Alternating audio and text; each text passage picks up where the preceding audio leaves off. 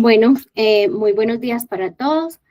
El día de hoy, entonces, muchas gracias por asistir pues a la revisión del tema del día de hoy. El día de hoy vamos a hablar de ventriculitis en pediatría. Mi nombre es Luz María Tobón Tobón, yo soy residente de primer año de la Corporación Universitaria Remington y agradezco a la doctora Alexandra de la Espriella Pérez, que es infectóloga pediatra de la Clínica Sommer, por asesorarme en esta charla. Vamos a empezar con un caso clínico.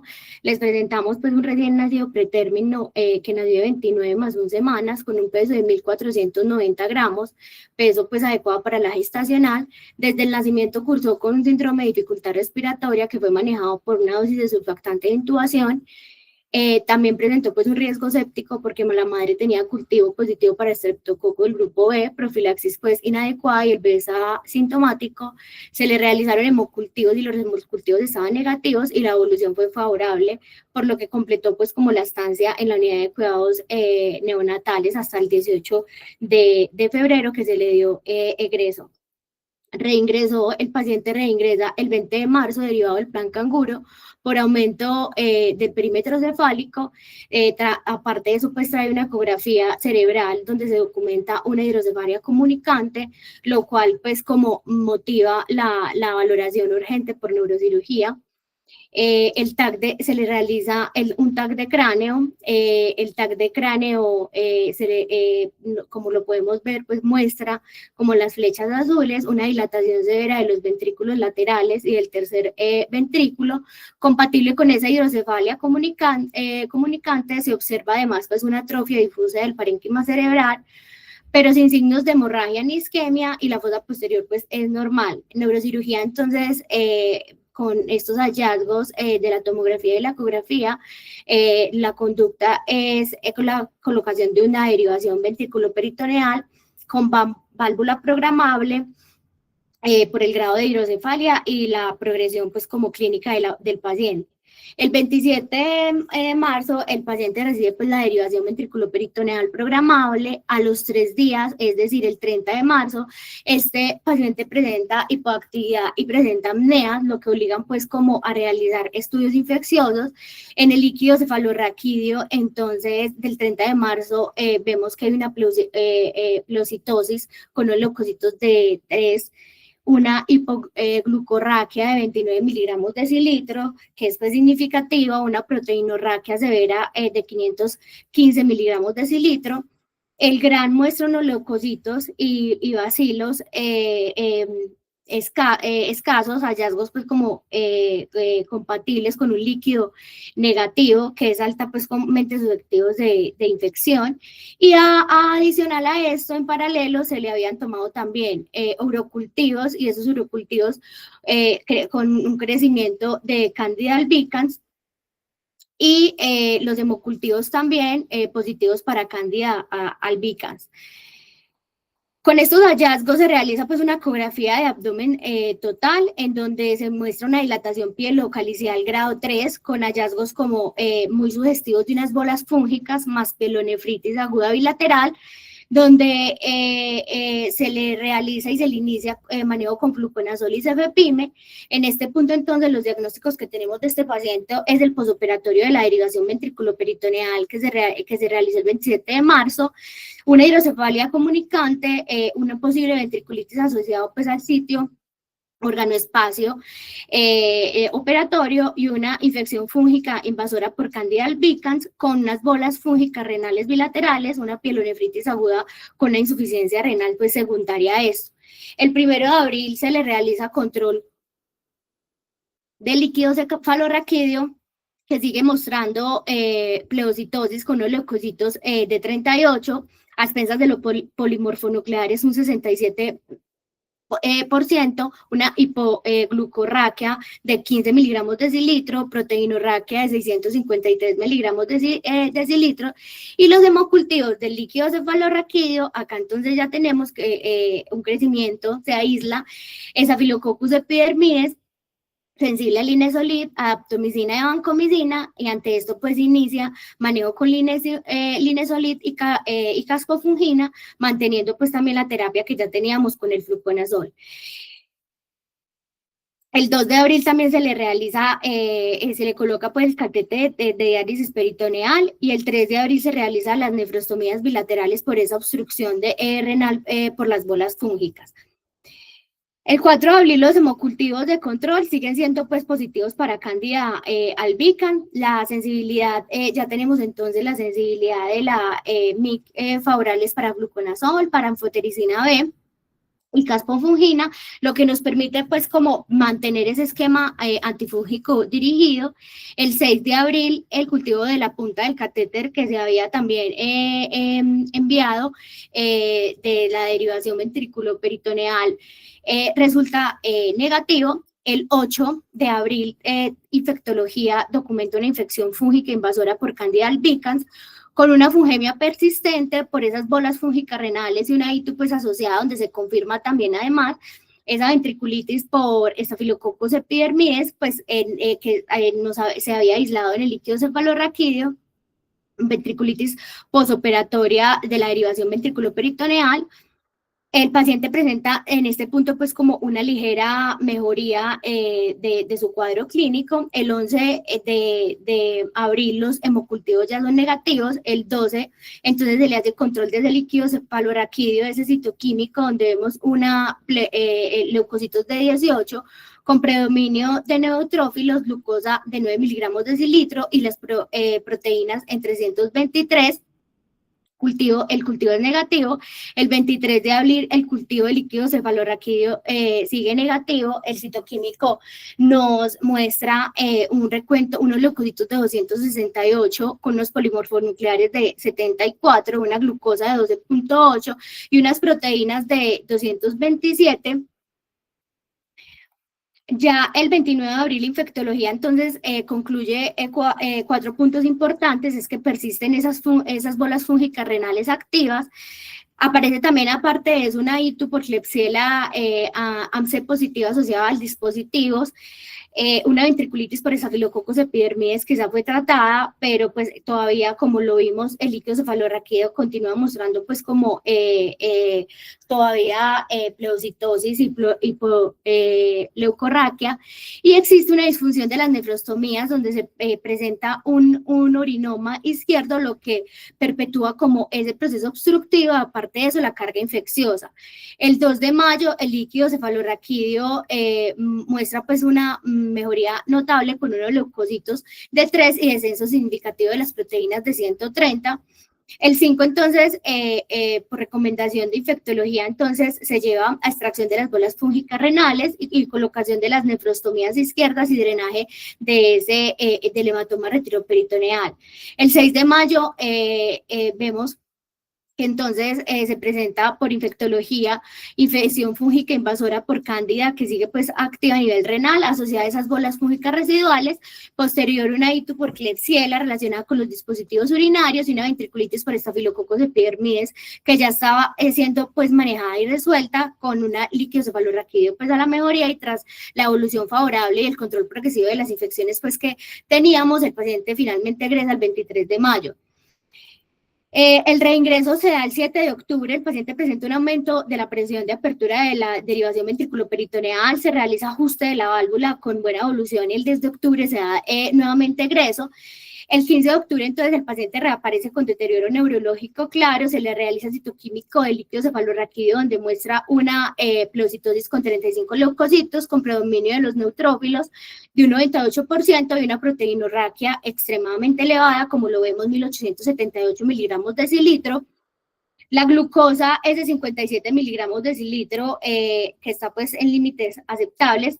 El GRAN lo que muestra es que tenemos leucos escasos, pero bacilos gran negativos. El diagnóstico que se da entonces es una ventriculitis por bacilos gran negativos con el cultivo pues negativo.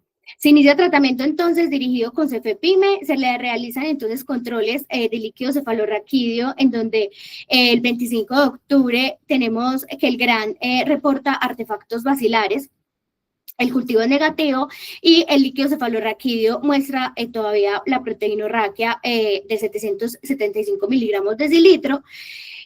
Y el 31 de octubre observamos que se le realiza nuevamente control de ese líquido cefalorraquídeo, curoleucos de 52, la glucosa pues conservada, y tenemos todavía las proteínas en 626 miligramos de cilitro, pero ya pues con descensos con respecto a las anteriores. Y el GRAN sin bacterias nos reporta.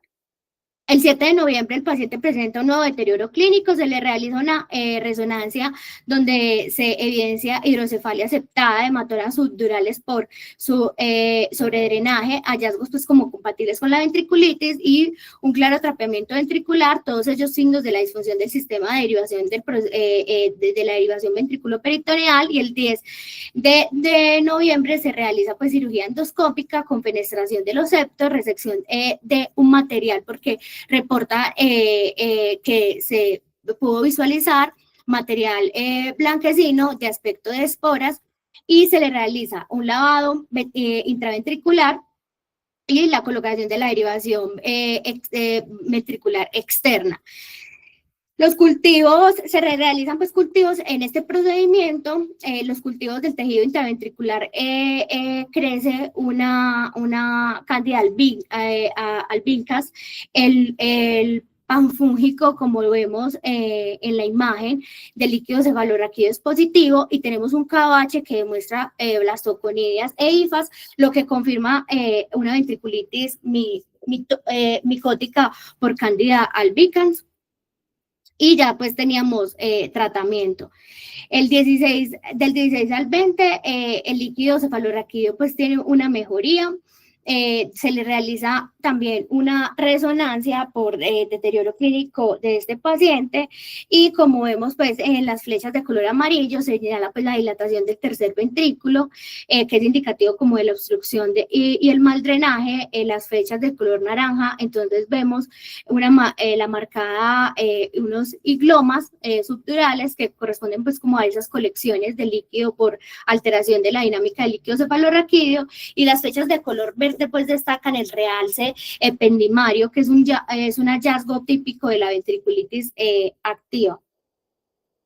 Además, las flechas de color rojo nos muestran la derivación externa, que pues en el contexto de este paciente está funcionando de forma inadecuada, y dada la persistencia de la infección por cándida, muy asociada como todo a lo de infectología, en donde dicen pues que está asociada a ese biofilm, y hay disfunción del sistema, en donde recomienda retirar temporalmente el drenaje ventricular externo para controlar la infección antes de reimplantar pues como una nueva derivación. Ahora vamos a empezar pues como con la revisión del tema del día de hoy. Entonces, para hablar qué es la ventriculitis, entonces la ventriculitis es esa inflamación e infección del sistema ventricular. Generalmente la ventriculitis está asociada a esos dispositivos intraventriculares, como son el drenaje ventricular externo o las derivaciones ventriculoperitoneales. También se puede asociar a meningitis complicada o neurocirugía reciente, y menos frecuente nosotros podemos ver que se puede asociar a una bacteremia o siembras hematógenas. Cuando nosotros vemos la ventriculitis pues de la epidemiología global asociada a esas derivaciones, esta tiene una incidencia entre un 5 y un 15%.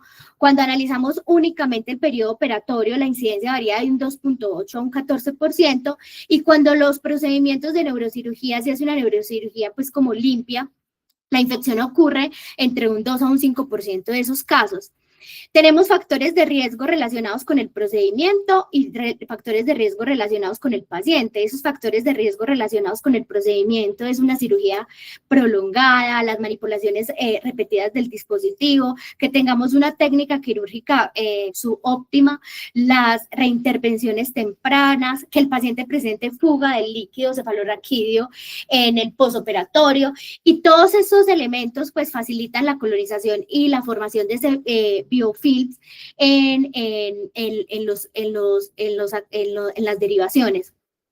Y cuando están esos factores de riesgo relacionados con el paciente, nosotros se destacan sobre todo la edad pediátrica temprana, y la prematuridad, ambos relacionados pues con esa inmadurez inmunológica, la inmunosupresión, una infección previa del dispositivo y la colonización cutánea de patógenos, especialmente cuando hablamos de Staphylococcus epidermidis o Staphylococcus aureus, pues que aumentan significativamente el riesgo de ventriculitis. Esta diapositiva pues ilustra de forma comparativa las estructuras del sistema ventricular. A la izquierda observamos los ventrículos laterales, el tercer ventrículo y el cuarto ventrículo, siguiendo pues la configuración anatómica real del encéfalo. Y a la derecha el esquema lineal pues muestra como el trayecto del líquido cefalorraquídeo desde los ventrículos laterales, pasando por el agujero de Monro, tercer ventrículo, acueducto de Silvio y cuarto ventrículo, que es fundamental, pues importante y fundamental reconocer esa anatomía, porque pues es precisamente ahí donde se alojan los dispositivos de las derivaciones y donde se desarrolla pues la ventriculitis. La ventriculitis generalmente sigue unos procesos, y el primero es que se da una contaminación inicial, casi siempre está relacionada con la colocación del dispositivo o una bacteremia, pero en el 90% de los casos se da en el mismo momento de la colocación del dispositivo. Segundo, la bacteria, lo que hace es que forma una biopelícula, que es esa capa protectora que se adhiere al catéter y hace que sea muy difícil erradicar la infección con antibióticos pues, solos. Y lo tercero es que aparece una respuesta inflamatoria importante, entonces acá es donde vemos la pleurocitosis, la ruptura de la barrera hematoencefálica y el edema cerebral, y finalmente vienen las complicaciones como la obstrucción del sistema, la hidrocefalia progresiva y el daño neurológico, que en los niños puede dejar secuelas pues, neurológicas permanentes. Esta imagen se las traigo porque cuando estamos hablando de infecciones asociadas a dispositivos, un punto clave es la formación de esa biopelícula, de ese biofilm. Primero la bacteria se adhiere al catéter, luego se multiplica y empieza como a producir una matriz extracelular que la va protegiendo, y esa matriz madura y forma una comunidad estable que es prácticamente inaccesible a los antibióticos. Finalmente, esa bacteria se dispersan y generando pues como infecciones persistentes o recurrentes, y como lo vemos en las imágenes. Por eso pues es tan importante que cuando nosotros pues tengamos como debemos de retirar esos dispositivos con el fin de poder controlar la infección por esta formación del biofilm. En las infecciones relacionadas pues a las derivaciones, los patógenos que vamos a ver como más frecuentes son Staphylococcus coagulata negativo, especialmente cuando vemos Staphylococcus epidermidis por su capacidad de formar esa biopelícula. También vamos a encontrar Staphylococcus aureus, generalmente pues asociados a infecciones más agresivas, y otros gérmenes clases de Scutinobacterius annes, que es típico sobre todo en esas infecciones tardías y que tienen una evolución que no es la mejor evolución, pues una evolución que no sigue como lo que nosotros esperamos. Y entre los patógenos o entre las bacterias, los gram negativos predominan las pseudomonas. También tenemos el Acinetobacter y las enterobacterias, y en pacientes pues como con dispositivos prolongados también siempre dentro de la microbiología aparecen los hongos, sobre todo la cándida, en pacientes pues que pueden también ser, y el aspergillus en pacientes, sobre todo el aspergillus en pacientes que están inmunocomprometidos. El CDC para el diagnóstico tiene unos criterios de diagnóstico de la ventriculitis, y ellos definen que el diagnóstico se da si logramos aislar un microorganismo en el líquido cefalorraquídeo, ya sea porque hagamos un cultivo o por una prueba microbiológica moderna. Si no tenemos ese aislamiento directo, también lo podemos diagnosticar como cuando el paciente presenta al menos dos de los siguientes, como son la fiebre, la cefalea, los signos meningeos o el compromiso de los pares craneales. Y es importante que esta clínica, estos signos clínicos no estén pues como relacionados o no se expliquen por ningún otro proceso patológico. Y aparte de dos de esos, también debemos de tener un hallazgo en el líquido cefalorraquídeo, como son aumento de los glóbulos blancos, proteínas elevadas, glucosa baja, bacterias visibles en el gran o hemocultivo positivo que coincide pues como con el cuadro, y así logramos pues en combinación con tanto con el laboratorio como clínica y microbiología, realizar pues como el diagnóstico, y esto es pues lo que nos dice el CDC en cuanto al diagnóstico. En cuanto a los signos y síntomas de los pacientes con derivaciones, vemos que en los niños portadores de derivaciones lo más frecuente es manifestaciones neurológicas, como son una cefalea nueva, náuseas, que el paciente presente letargo o cambios en el estado mental. Segundo, podemos encontrar esos signos locales como eritema o la sensibilidad sobre el trayecto subcutáneo de la derivación, que prácticamente siempre van a sugerirnos infección en el dispositivo. Y también podemos tener esos niños que tienen una fiebre sin foco claro, que en estos pacientes pues la derivación debe hacer, y que tengan la derivación siempre debemos pues sospechar una infección, una ventriculitis. Las manifestaciones también van a depender, varían del sitio como tal de la derivación. Cuando nosotros tenemos derivaciones ventriculoperitoneales, también podemos tener síntomas más característicos como dolor abdominal, o signos de peritonitis sin otra causa evidente. Y en la derivación ventriculopleural lo típico sería pues encontrar pleuritis, dolor torácico, o que el niño presente dificultad respiratoria. Y en las derivaciones ventriculoauriculares la infección suele manifestarse como una bacteremia sin un foco pues claro, e incluso los pacientes pueden presentar una glomerulonefritis, que es altamente pues sugestiva del sistema de derivación ventricular. En cuanto a los drenajes ventriculares externos y esa sintomatología, vemos que cualquier alteración nueva en el estado mental debe sospecharnos la infección, y también podemos ver que la fiebre sin otra causa evidente, el aumento de los leucocitos en el líquido cefalorraquídeo, siempre son signos claves que nos van a orientar a ventriculitis relacionadas con la derivación. Cuando nosotros tenemos un paciente que se le realizó un procedimiento quirúrgico, una neurocirugía, o que tenga un trauma de cráneo, estos pacientes, la clínica va a ser la aparición de la cefalea nueva. Los pacientes la fiebre, pueden presentar convulsiones o deterioro del estado mental. Debemos siempre, cuando nosotros tengamos estos pacientes, sospechar que tengamos una ventriculitis asociada a ese procedimiento o a ese trauma.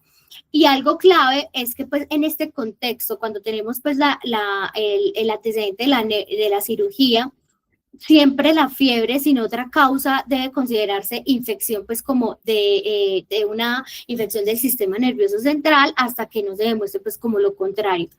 También nosotros podemos tener las bombas de infusión intratecal.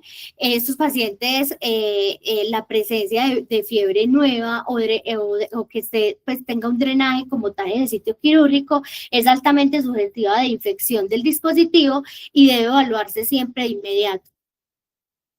El líquido cefalorraquídeo no siempre se comporta pues de forma clásica. Las alteraciones en el recuento celular de la glucosa o las proteínas no siempre pues van a ser indicativos confiables de infección, especialmente en los pacientes que tienen dispositivos. Por el contrario, también si nosotros tenemos un líquido cefalorraquídeo con valores normales, tampoco pues excluye como el diagnóstico, y es fundamental que un gran negativo, es decir, sin microorganismos como visibles en la tinción, tampoco nos va a descartar la infección, sobre todo si el niño pues recibió antibióticos previamente, como pues es el caso de este niño también.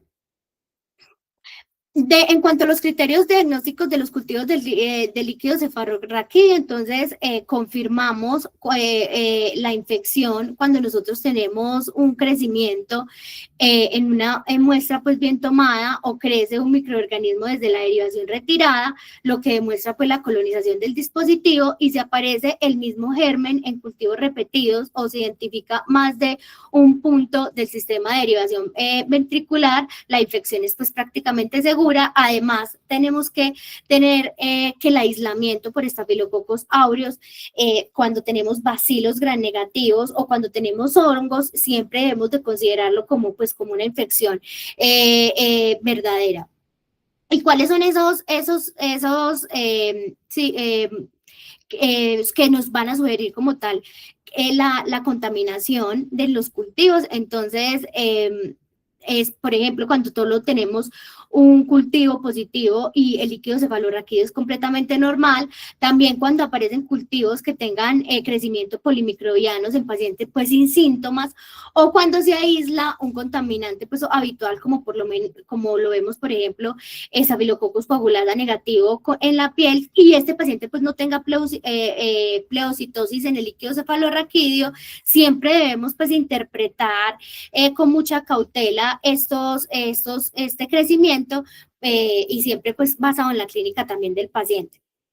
En algunos casos debemos hacer análisis, pues el análisis del líquido cefalorraquídeo también nos pueden ayudar, aparte de biomarcadores que nos ayudan a diferenciar entre una infección que sea verdadera o cuando nosotros tenemos pues cambios posquirúrgicos. Podemos hacer el lactato. El lactato elevado es especialmente útil para distinguir infección bacteriana de la inflamación secundaria, pues como a la cirugía o cuando se hace manipulación del dispositivo. También tenemos la procalcitonina como que nos ayuda como a verificar también o a diferenciar esa infección como activa de los cambios también postquirúrgicos. Además tenemos las nuevas técnicas moleculares como son la PCR, como son las pruebas NAT, que son pruebas de pues que lo que se hace es que se tiene una amplificación como del ácido nucleico, y estas lo que van a es detectar el material genético del microorganismo, ya sea ADN o ARN, y lo amplían, por lo que puede pues identificar el patógeno, incluso cuando los cultivos pues son negativos o cuando la bacteria es muy baja. Esto es frecuente, sobre todo en los pacientes que recibieron pues antibióticos. Y en el contexto de las infecciones fúngicas, los biomarcadores como el beta-diglucano este es un polisacárido que está presente en la pared de la mayoría de los hongos, incluido pues la Candida y el Aspergillus, y también el Pneumocystis gyroesi. Y también tenemos el galactomannan en líquido cefalorraquídeo, que pues también nos van a ayudar a confirmar infección cuando los pues, cultivos tardan o no tenemos pues crecimiento. En cuanto a la neuroimagen, está siempre recomendada en todos los pacientes con sospecha de ventriculitis, porque nos van a ayudar y nos van a permitir evaluar la extensión del proceso y también a descartar complicaciones como hidrocefalia o las loculaciones.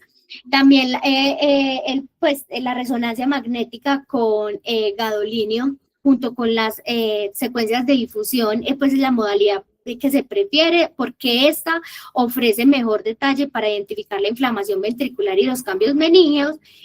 Y en los pacientes que tengamos derivaciones ventriculoperitoneales, que aparte de eso, estos pacientes nos presenten síntomas abdominales, es fundamental siempre realizar una ecografía o una tomografía de abdomen, esto para descartar pues, las loculaciones, los pseudoquistes o colecciones que puedan estar perpetuando como tal la infección.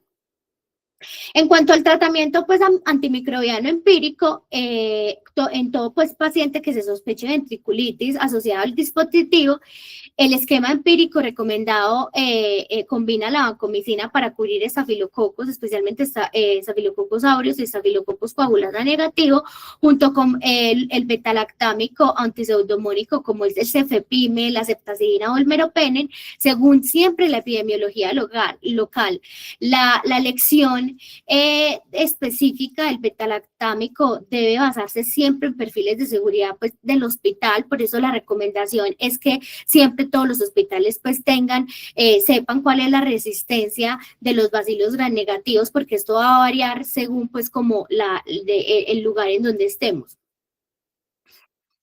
En pacientes con anafilaxia documentada por beta-lactámicos, podemos usar el Astreonat para cubrir pues, bacilos gram negativos cuando no es posible emplear el meropenem, y otra opción también es el ciprofloxacino, que también ofrece una buena cobertura para gram negativos, aunque su uso pues, en pediatría se reserva para situaciones en las que no haya pues, como alternativa segura. Cuando nosotros, y el paciente pues ya está colonizado o ha tenido infecciones previas por patógenos que sean altamente resistentes, siempre debemos de ajustar el esquema empírico para cubrir ese germen que nosotros pues sepamos que tenga pues como la colonización, porque va a ser el germen que pues tiene mayor riesgo de causar la ventriculitis. Cuando nosotros tenemos y vamos a dar tratamiento para estafilococos en infecciones pues, del sistema ventricular, tenemos 3 escenarios. Si se trata de un Staphylococcus aureus meticilinosensible, utilizamos nafcilina o oxacilina, y si hay alergia pues, a los beta-lactámicos, podemos desensibilizar, o la otra opción es usar vancomicina. Para Staphylococcus aureus meticilino resistente, el tratamiento de elección es vancomicina, y si tenemos, y esto es importante, que si esta tiene una concentración pues inhibitoria mínima es mayor o igual a 1, siempre debemos considerar pues como otras alternativas. Y si lo que tenemos es un aislamiento, un Staphylococcus coagulasa negativo, que son muy comunes para los pacientes que tienen derivaciones y dispositivos, se trata pues de forma similar a los pacientes que tenemos Staphylococcus aureus, siempre guiándonos por el antibiograma. El uso de la rifampicina puede añadirse cuando el estafilococo es sensible, siempre combinada con otros antibióticos, nunca sola, y en especial útil cuando pues nosotros tenemos material protésico como las derivaciones o cualquier otro dispositivo intracraneal o espinal. ¿Por qué? Porque este me va a penetrar bien en ese biofilm, en esa biopelícula, y me va a ayudar pues a erradicar la infección desde pues, del dispositivo como tal. Otras alternativas para estafilococos, cuando no tenemos beta-lactámicos ni vancomicina, contamos con varias alternativas, siempre guiadas con la sensibilidad, como les digo, in vitro. Tenemos el Linezolid. El Linezolid es una opción excelente porque penetra el sistema nervioso central. Bueno, pues tiene buena penetración en el sistema nervioso central. Tenemos la daptomicina, que puede utilizarse cuando en infecciones pues, asociadas a los dispositivos. Y acá sí se puede utilizar, y el trimetopisulfametazoxol también puede ser útil, y siempre va a depender, pues, como les digo, del antibiograma, siempre va basado pues en la sensibilidad del estabilo que se le aisló. Cuando vemos el Cutinobacterium agnes, es un germen de crecimiento pues que es lento y típico en infecciones que son tardías asociadas a dispositivos. El tratamiento de elección es penicilina G, porque es altamente sensible y responde pues muy bien a los antibióticos. Cuando nosotros vamos a dar tratamiento para los gram negativos, el pilar fundamental siempre es guiarse por el antibiograma y escoger el antibiótico que tenga mejor penetración al sistema nervioso central. Para los bacilos gram negativos sensibles a cefalosporinas, siempre vamos a utilizar, utilizar ceftriaxona o cefotaxima, que son cefalosporinas de tercera generación con una excelente, pues que tienen buena penetración al líquido cefalorraquídeo. Y cuando sospechamos o confirmamos Pseudomonas aeruginosa, debemos escalar antibióticos como cefepime, ceftazidima o meropenem, y como alternativas, dependiendo de la sensibilidad, se puede considerar el Astreonat o una fluoquinolona activa, siempre pues individualizando con el antibiograma. Cuando tenemos esos gram negativos que sean resistentes, que sean productores de BLE, en el caso pues de enterobacterias productoras de BLE, si el aislamiento es sensible, el tratamiento de elección es meropenem, es el antibiótico con mejor evidencia y que tiene buena penetración en el sistema nervioso central. Cuando nosotros vemos que hay esos gram negativos, y que esos gram negativos con concentración mínima inhibitoria alta, incluyendo el BLE, la Klebsiella, pues AMC, Pseudomonas parcialmente sensible, también se recomienda, que es importante pues como administrar el meropenem en infusión prolongada, idealmente en 3 horas, porque va a mejorar la proporción tiempo por encima de la concentración mínima inhibitoria y va a optimizar pues como la actividad en el sistema nervioso central. Y cuando tenemos a Acinetobacter baumannii, si es pues sensible, el fármaco de elección siempre va a ser el meropenem, pero si presenta pues resistencia a los carbapenémicos debemos escalar a polimicinas o combinado tanto la polimicina B, que la debemos colocar tanto IV como pues, administrar en la intraventricular cuando la infección pues compromete pues el sistema ventricular. En cuanto a las infecciones fúngicas, por cándida, el tratamiento inicial de elección es anfotericina B liposomal, porque pues, es el antifúngico que mejor penetra el sistema nervioso central y tiene más evidencia en neuroinfecciones. Se recomienda que se debe colocar en combinación con 5 fluorocitocina, ya que mejora pues como la actividad fúngica y aparte de eso acelera la esterilización del líquido cefalorraquídeo. Cuando el paciente mejora y se ve que pues demuestran pues la sensibilidad, la cándida se puede desescalar a fluconazol, que es como una opción que es tanto segura, que tiene buena penetración al sistema nervioso central y aparte de eso lo podemos utilizar para los tratamientos prolongados. Y cuando tenemos aspergillus, pues el tratamiento de elección será oriconazol. En cuanto a la terapia intraventricular, tiene una indicación. La indicación es que la debemos usar en los pacientes que no responden adecuadamente al tratamiento sistémico, cuando damos pues solo el tratamiento sistémico, ya sea porque el microorganismo es muy resistente o porque tengamos mala penetración del antibiótico al líquido cefalorraquídeo. Es importante acá aclarar que es una estrategia que es complementaria, más no sustituye pues como el manejo intravenoso. ¿Cómo se hace? Se debe administrar el antibiótico por la derivación o el drenaje externo, se debe clampear el sistema de 15 a 60 minutos y esto lo que va a hacer es que va a permitir que el fármaco se distribuya adecuadamente en el líquido cefalorraquídeo y pues alcance las concentraciones homogéneas dentro del ventrículo antes de que el líquido vuelva a drenarse. La dosis no es estándar, se ajustan basado en las concentraciones de líquido cefalorraquídeo. Se recomienda que sea de 10 a 20 veces por encima de la concentración mínima inhibitoria del microorganismo. ¿Qué tenemos en cuanto a la duración del tratamiento? Entonces, este va a depender si nosotros entonces tenemos el aislamiento de un Staphylococcus coagulasa negativo o tenemos un Cutinobacterius agnes sin inflamación, es decir, cuando nosotros no tenemos pleocitosis, el líquido cefalorraquídeo está normal, el paciente pues presenta una sintomatología, pocos síntomas, el tratamiento debe hacerse por 10 días.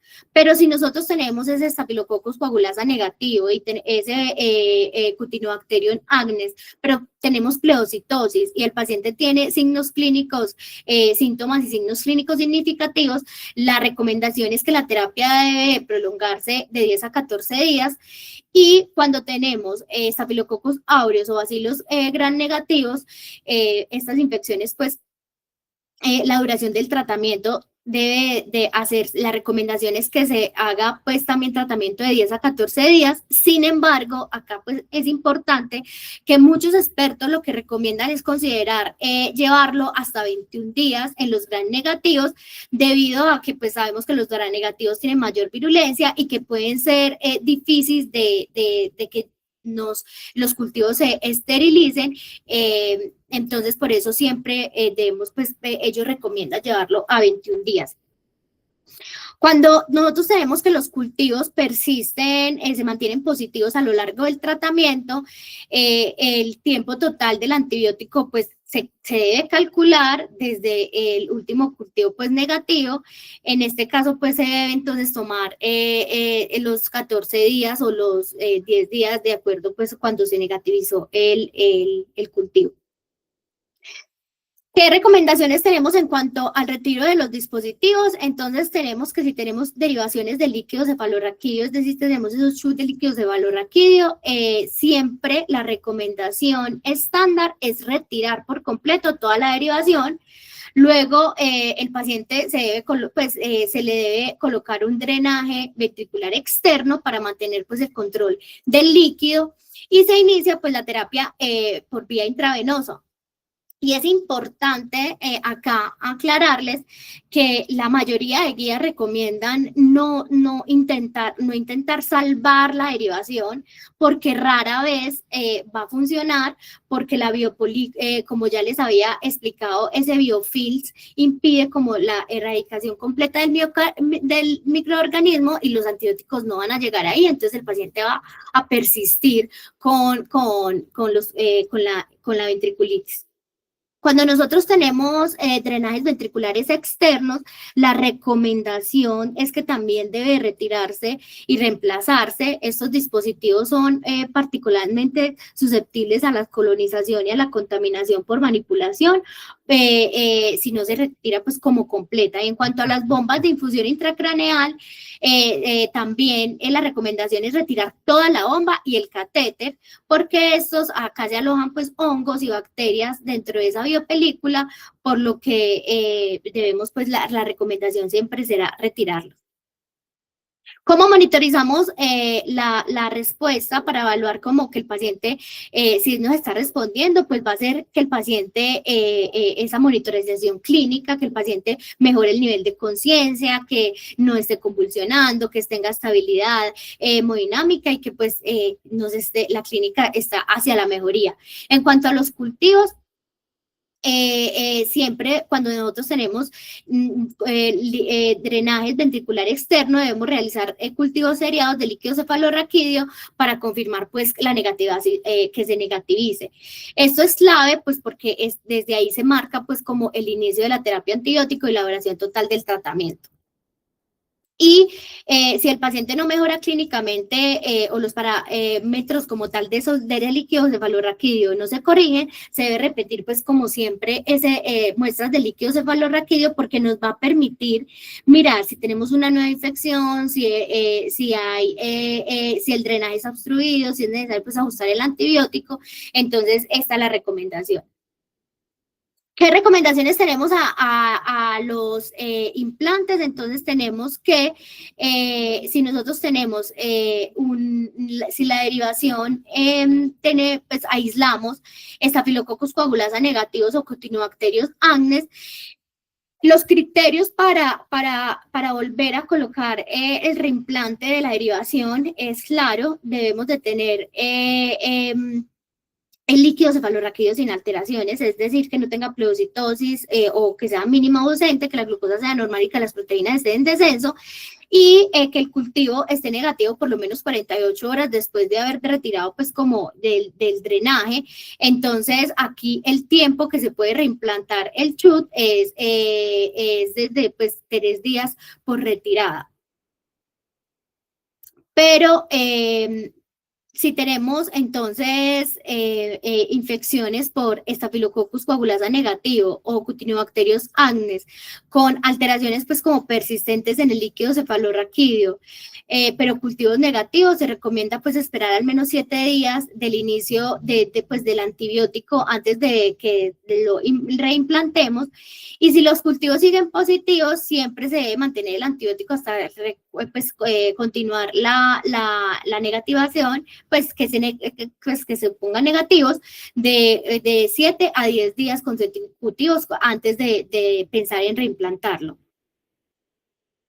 Cuando nosotros tenemos infecciones causadas por estafilococos aureus o bacilos gramnegativos, el manejo es distinto pues, que en los anteriores porque pues estos microorganismos van a producirnos mucho más inflamación en el sistema nervioso central por lo que la recomendación y lo que nos dicen la guía es esperar al menos 10 días después de que los cultivos de líquido cefalorraquídeo sean negativos antes de colocar una nueva derivación permanente. Esto pues va a asegurar que la infección esté completamente controlada y va a reducirnos el riesgo de una nueva reinfección en el sistema nervioso central. Y Es importante también en este momento hablarles como de la prevención y la profilaxis pues antimicrobiana. Cuando nosotros se dice que la recomendación cuando se va a hacer una inserción de derivaciones o drenajes de líquido cefalorraquídeo, siempre tenemos que hacer profilaxis antimicrobiana periprocedimiento, es decir, justo antes de la cirugía, porque esto va a reducir de forma significativa pues la incidencia temprana asociada pues de la infección al dispositivo. Cuando vamos a colocar drenajes ventriculares externos, también debemos de hacer esa profilaxis antimicrobiana. Y si nosotros, acá una recomendación que dan las guías es que cuando no está recomendada hacer profilaxis prolongada, es decir, mantener antibióticos sistémicos mientras tengamos el drenaje externo, no, porque pues esto no ha demostrado ni beneficio y se aumenta pues el riesgo de que las bacterias se vuelvan resistentes a los antibióticos, entonces ahí no está pues como recomendada. Cuando tenemos las complicaciones, las principales complicaciones que vamos a ver en la ventriculitis van a ser esas secuelas neurológicas.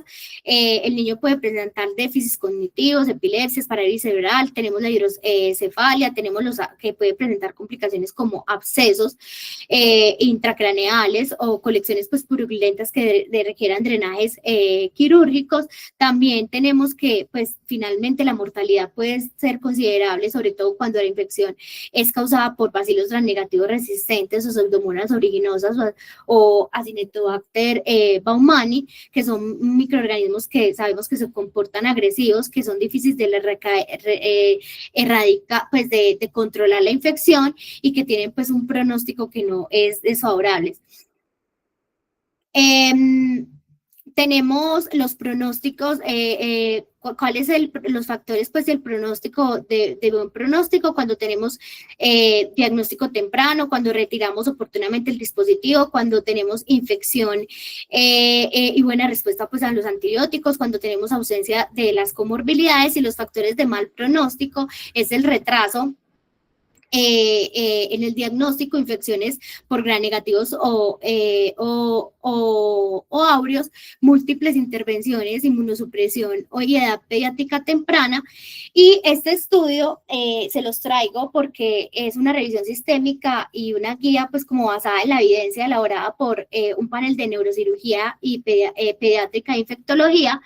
Lo que hicieron fue analizar toda la literatura disponible sobre las infecciones asociadas a las derivaciones de líquido cefalorraquídeo en niños y evaluar cuáles eran las estrategias que realmente funcionaban y cuáles fracasaban. Entonces los autores realizaron pues múltiples estudios clínicos de series de casos y datos microbiológicos y encontraron un patrón como muy consistente, y es que cualquier estrategia de no retirar la derivación infectada tiene tasas de falla pues muy altas.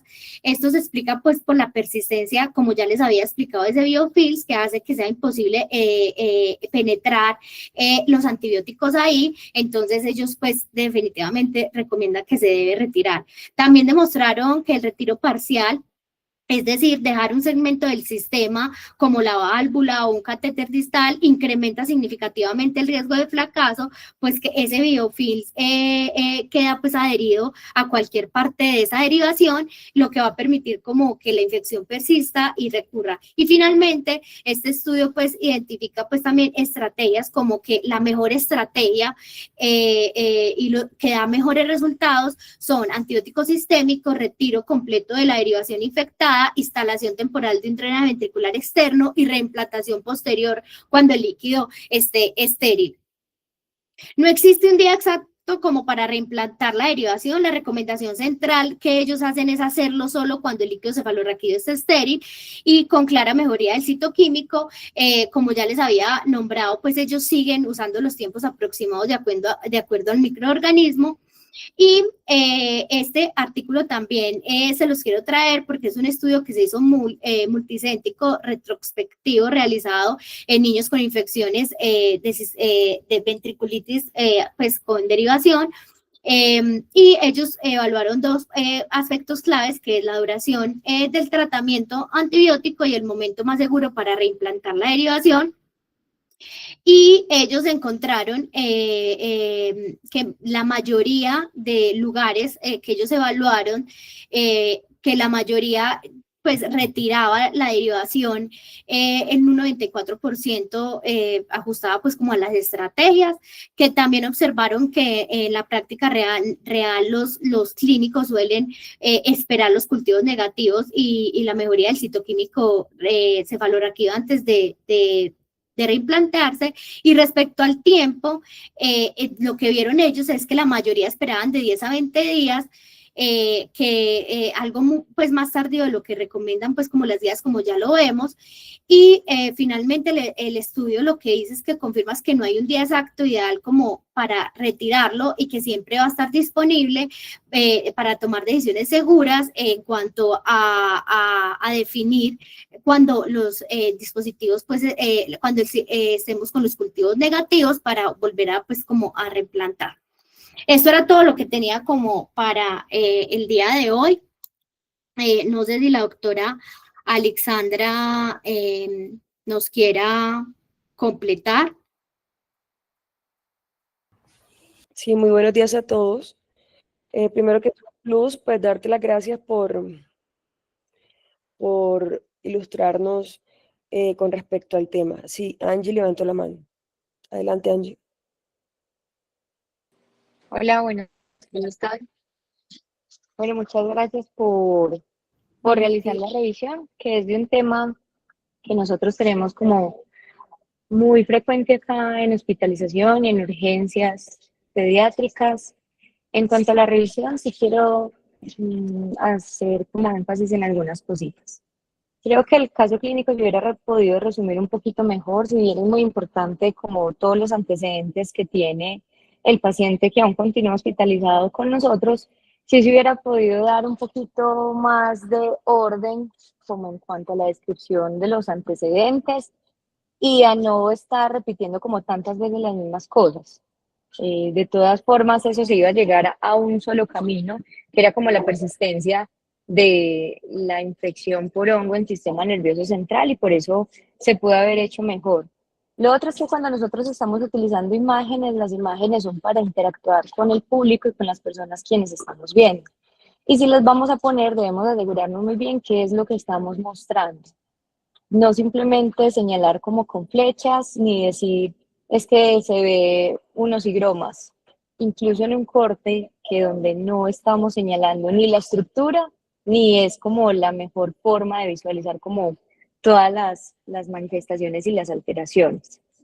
Lo otro es cuidarnos mucho con el lenguaje cuando estamos exponiendo, porque es muy importante como explicar muy bien las cosas para que a todas las personas nos quede claro como todos los conceptos. En cuanto al tema, sí te quería preguntar, Madrider, hablamos mucho de la proteinorraquia y después hablamos del valor del lactato, que nos ayudaba como a identificar si el paciente presentaba una infección o no. Todos los profesores nos dicen que el hecho de tener una derivación ventrículo-peritoneal nos indica que las proteínas van a estar aumentadas. ¿Qué leíste del valor o del corpo de las proteínas en ese citoquímico de líquido cefalorraquídeo para los pacientes que son portadores de derivación? ¿Y cuánto es el valor normal del lactato en los pacientes que portan una derivación ventrículo-peritoneal? Más o menos para uno tenerlo en cuenta y así alertar a neurocirugía o a infectología cuando estamos con estos pacientes.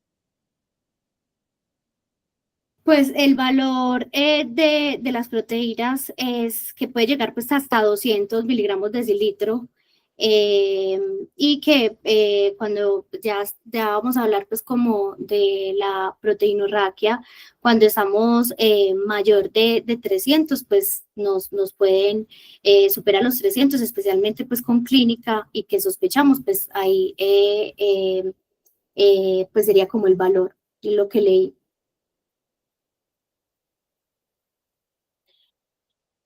Y en cuanto al lactato, el valor normal pues de lactato es menor de 2 a 2,5 y entonces normalmente es menor de 2,8 y el valor por encima de 3,5, 4 pues va a ser pues muy sugestivo de ventriculitis, especialmente si los pacientes pues tienen fiebre o cambios neurológicos. Es también, doctora Angie, lo que tengo pues como entendido y hice pues de la revisión del tema.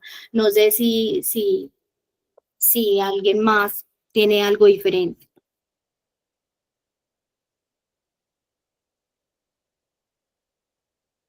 Doctor Rubén.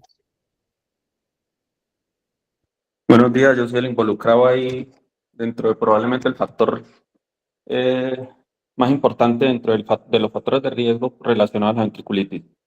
Entonces, aprovechando que tenemos este espacio, es un espacio académico, el principal factor de riesgo para el desarrollo de una ventriculitis es tener una derivación.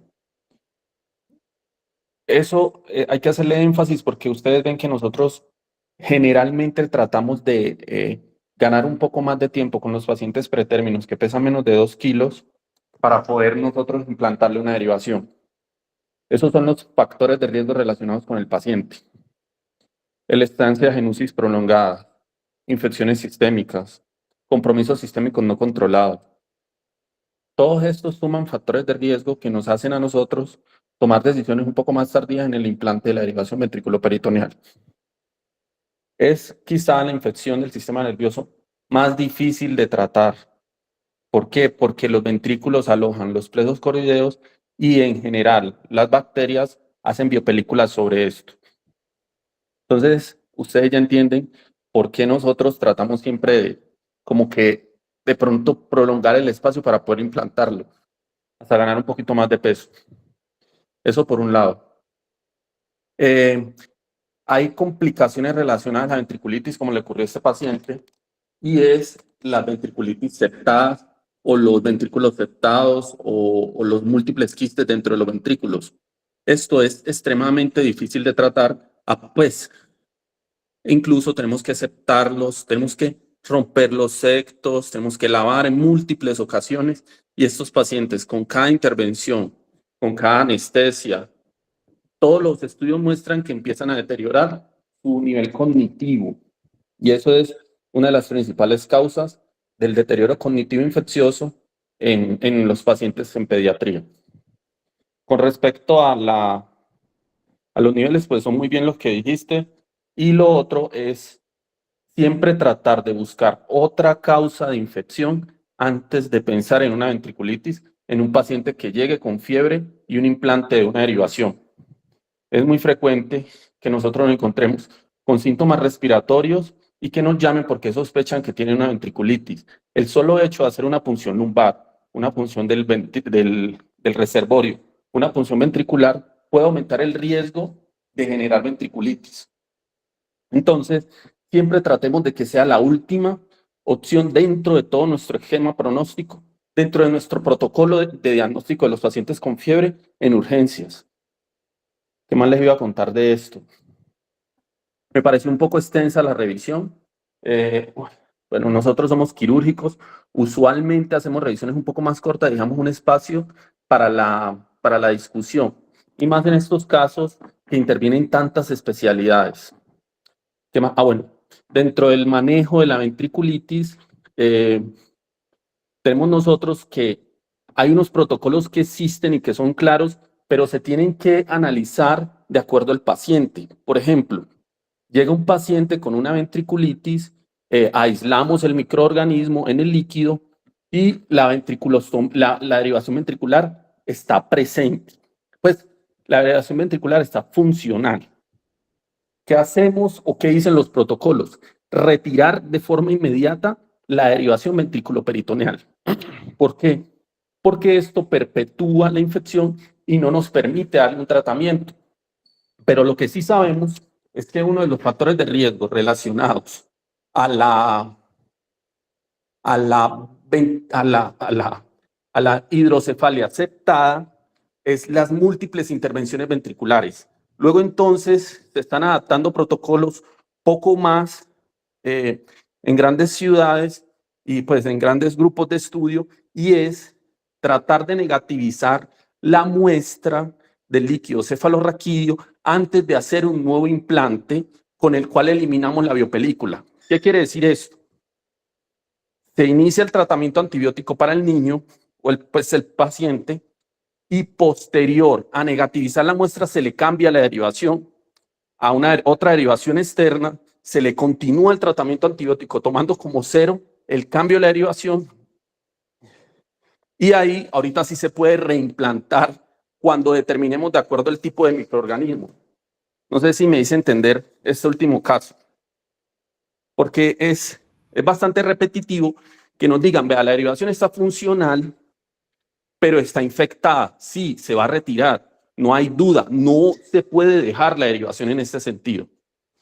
Pero si ponemos una nueva derivación, necesariamente después de 5 días de tratamiento, tenemos que volverla a cambiar porque se considera que si el líquido, cuando se implantó la nueva derivación, estaba contaminado, esta derivación también va a estar contaminada. Es decir, tendríamos que hacer 3 procedimientos más para nuestro paciente.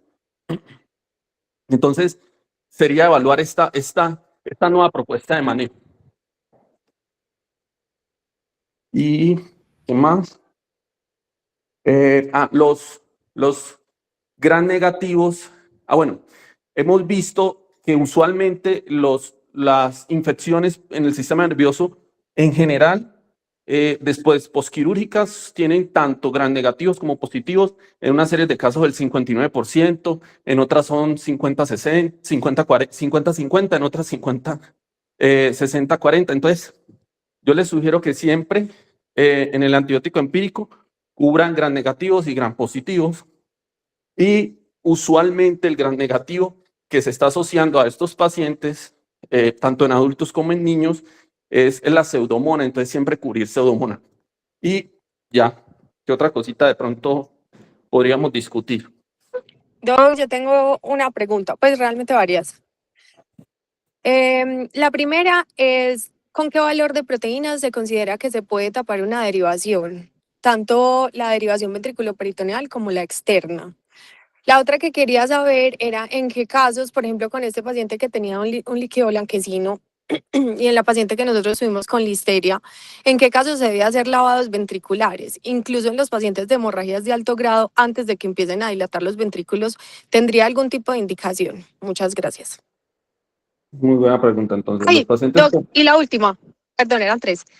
Y la última pregunta es si hay algún estudio que muestre diferencia entre las punciones ventriculares versus la derivación externa, ¿cuál de las dos tiene más riesgo de infección? O sea, en esos pacientes que nosotros no podemos poner la derivación ventriculoperitoneal, ¿hay algún estudio que avale hacer más punciones ventriculares la derivación externa? Muchas gracias. Bueno, entonces empecemos por la parte de las funciones ventriculares. Las funciones ventriculares no son inocuas, pero su principal factor de riesgo para el paciente no está relacionado con la infección. Las funciones ventriculares, el principal factor de riesgo, y que lo han relacionado a estudios grandes y difíciles de evaluar porque son pacientes que se siguen a 10 años después de las funciones ventriculares, es que desarrollan tumores de origen epidermoide intraventricular. Entonces, por eso hay ciertas características del bisel de la aguja para poderlas hacer. Aunque ustedes vean que eso es una cosa que parece muy sencilla, eso tiene como sus cositas ahí.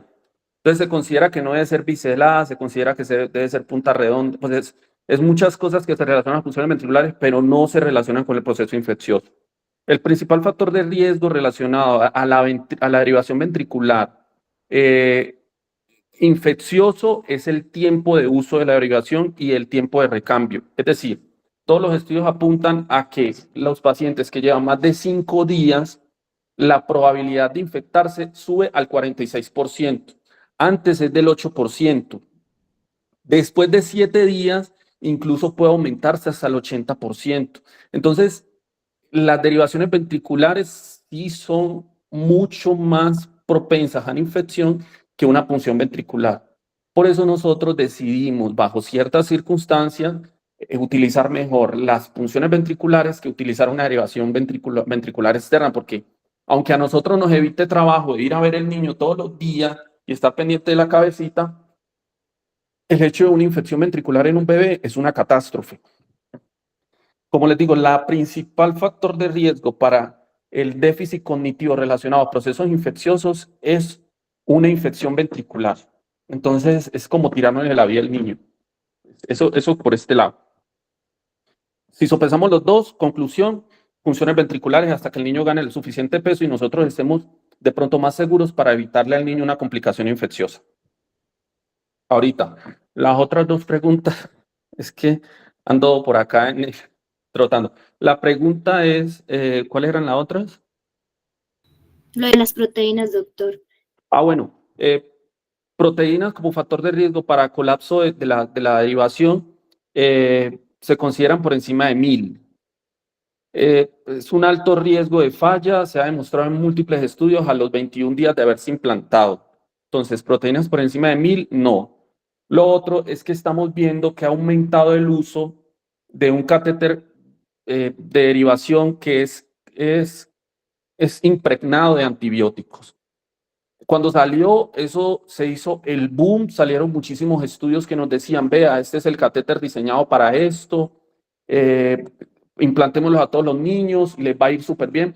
Y después empezaron a salir que las infecciones del sistema nervioso, que eran por gram positivos, que entre comillas, son un poco más benignas que las gram negativas, disminuyeron la de gram positivos, pero se aumentaron muchísimo la de gram negativos. Y aumentaron las complicaciones relacionadas a eso, o sea, empezaron los niños a morirse más, por un lado. ¿Por qué les menciono el catéter impregnado? Porque así como viene impregnado, el volumen del catéter es muchísimo más en los frames cuando está pues, por la luz, por el lumen del catéter. Por eso se ve como una alternativa para aquellos pacientes que persisten con proteínas elevadas.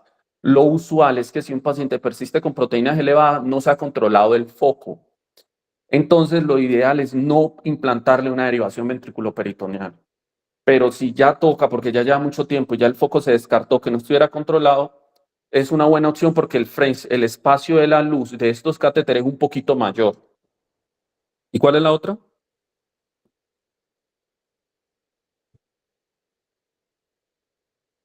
No era eso, que cuando se podía obstruir con una derivación interna, con una externa, y la evidencia en cuanto a las funciones ventriculares y la inserción de la derivación. Listo. ¿Y el lavado ventricular en hemorragias de alto grado si está indicado o no? Antes de que empiece a dilatar. Eso. Antes de empezar a dilatar, en hemorragias de grado 3 y grado 4 se ha demostrado que disminuye los lados ventriculares endoscópicos, disminuye la probabilidad de usar una derivación ventriculoperitoneal. O sea, disminuye la probabilidad de requerir una derivación a los 3 meses. De otra, en los lados ventriculares para la ventriculitis no tiene una evidencia clara. Realmente lo que uno hace cuando hace un lavado ventricular en un paciente con una ventriculitis es tratar de fenestrar los septos. O sea, la indicación no es un lavado para un control de una infección, sino para hacerle a los septos pequeños forámenes para que la derivación, para que la hidrocefalia deje de ser septada. Entonces, no a todos los pacientes con ventriculitis les ponemos un endoscopio y empezamos a lavar, teniendo la idea de controlar el foco. No funciona así, no ha demostrado que mejore.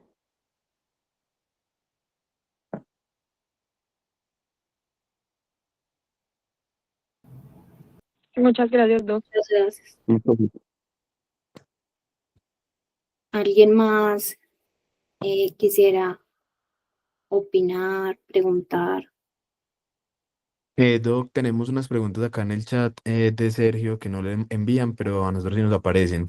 La primera pregunta es, ¿la persistencia de proteínas elevadas o con descenso lento, pero con mejoría clínica y cultivos negativos, serían indicación para extender la terapia antibiótica?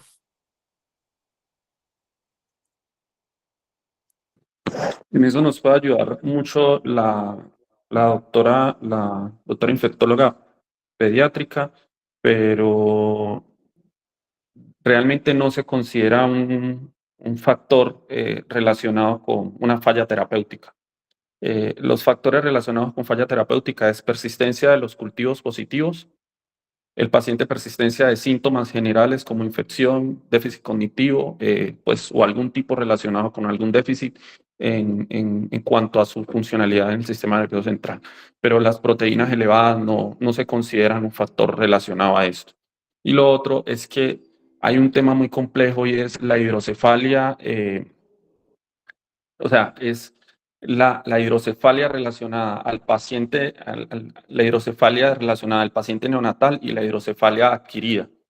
Los pacientes que nacen con algún tipo de hidrocefalia, como por ejemplo sectos a nivel del acueducto, tienen ventriculomegalias relacionadas a algún otro proceso, por ejemplo, qué sé yo, isquemias, entre otras cosas, noxas, o que tengan, por ejemplo, pequeños calcificaciones periventriculares, como las infecciones del Storch. Estos pacientes en general tienen niveles de proteínas muchísimo más altos que los pacientes que desarrollan una hidrocefalia post-nacimiento. Entonces, no necesariamente necesitamos llevar a niveles normales de proteínas a estos pacientes para poderles hacer algún tipo de tratamiento definitivo. No es un marcador las proteínas de falla terapéutica en los pacientes con ventriculitis. Entonces, eso es difícil de evaluar, pero sí hay muchos estudios relacionados con esto. O sea, el líquido cefalorraquídeo de un paciente con hidrocefalia de nacimiento es muy diferente al líquido cefalorraquídeo con los parámetros de un paciente que desarrolla una hidrocefalia post-nacimiento. Entonces, yo prefiero que esto sea siempre manejado como con múltiples especialistas enfocados al mismo niño.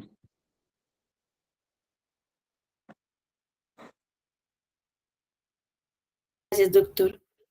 ¿Alguien más? Lucy, de pronto para hongos, ¿cuánto sería el tratamiento? ¿Cuánto sería el tiempo para considerar reinserción después del tratamiento? Los hongos, yo no tengo, o sea, las infecciones por hongos, incluso si uno hace, esto es un staff, y no sé si lo están grabando y lo van a presentar, pero no sería ideal esta parte. Este niño de entrada, uno no desarrolla una ventriculitis en 3 días. O sea, tenía 72 horas de haberle implantado la derivación y ya tenía una ventriculitis. Y la ventriculitis, al parecer, siempre fue por hongos y nunca tuvimos un cultivo positivo para ellos. Son infecciones un poco más larvadas. Yo no tengo el dato exacto del tiempo de tratamiento y sobre todo, como son partículas un poco más grandes, las posibilidades de falla de las derivaciones ventriculares son muy altas. Ya con eso nos puede ayudar la doctora infectóloga, pero lo que sí es que este niño probablemente cursaba con una meningoencefalitis que a veces hacen, o una meningitis que a veces hacen dilataciones ventriculares sin necesariamente estar presentando una hidrocefalia, y nosotros le implantamos el catéter y derivado de esto el sinnúmero de complicaciones relacionadas al proceso infeccioso por hongos.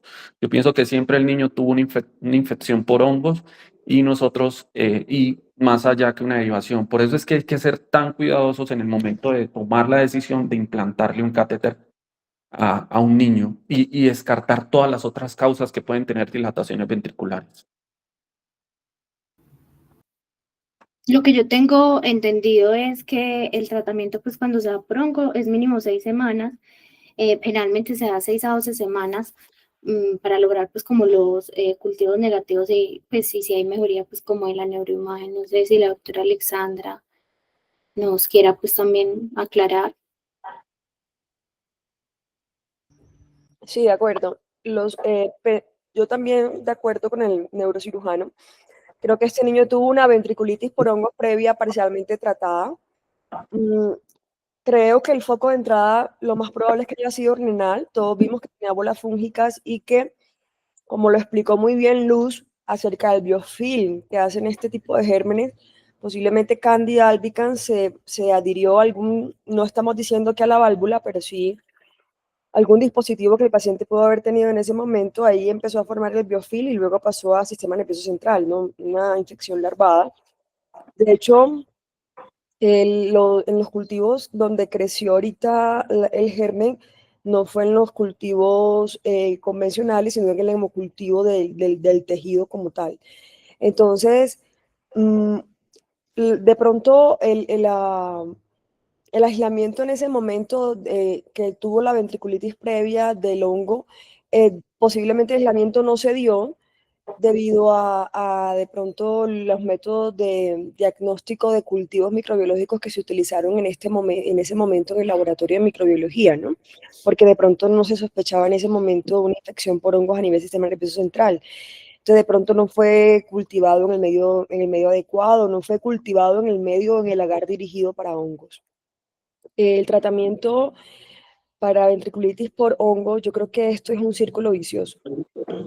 La literatura describe que son de 6 a 8 semanas, pero de 6 a 8 semanas, ¿cuándo? Pues por lo menos hasta que no tengamos un cultivo negativo y realmente mientras tengamos el catéter o la válvula, como decía, o sea, es un círculo vicioso en donde el germen va a ser biofil y habría que considerar en este paciente, no sé, como dice el doctor, hacer un staff más adelante o sea, aquí está Angie, que es la que ahorita está en pediatría piso haciendo turnos, pero este círculo vicioso de catéter, del biofil, infección, es perpetuo o perdura.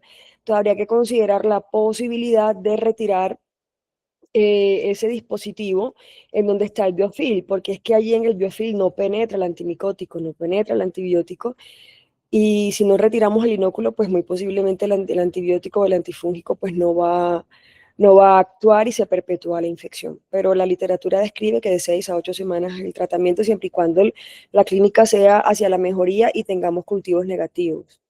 Las proteínas no son un indicador de éxito o de fracaso terapéutico antimicrobiano. Realmente las proteínas pueden persistir elevadas por otros factores, ¿no? Inflamatorios.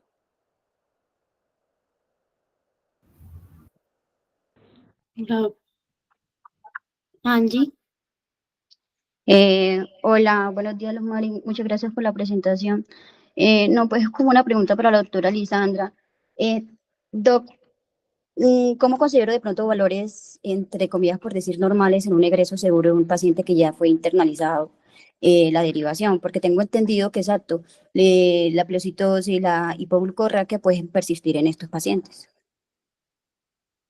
Pero tú hablas de valores normales del citoquímico, no o sea, si hablamos del citoquímico en general, hemos dicho que las proteínas no son un valor que nos va a predecir o que nos va a decir la evolución adecuada.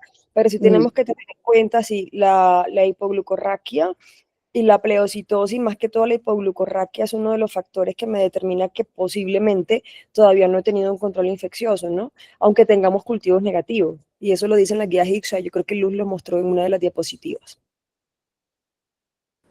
Ah, listo. No, lo que pasa es que tenía entendido que, o sea, independientemente de que estos pacientes hayan recibido de pronto tratamiento completo, pueden persistir con algún grado de hipoglucorraquia. Entonces, no sé si de pronto eso a corto plazo puede tener incidencia en que el paciente de pronto pueda reingresar con una reinfección.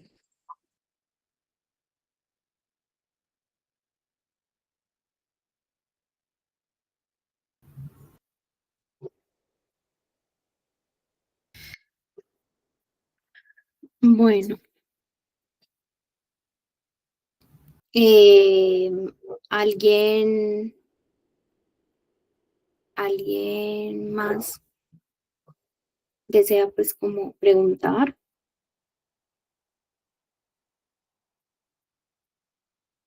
Bueno, muchísimas gracias a todos por la asistencia, por las preguntas, por conectarse. Damos pues terminado este espacio académico y los esperamos para la revisión. Hasta luego. Gracias, Mari, por la charla.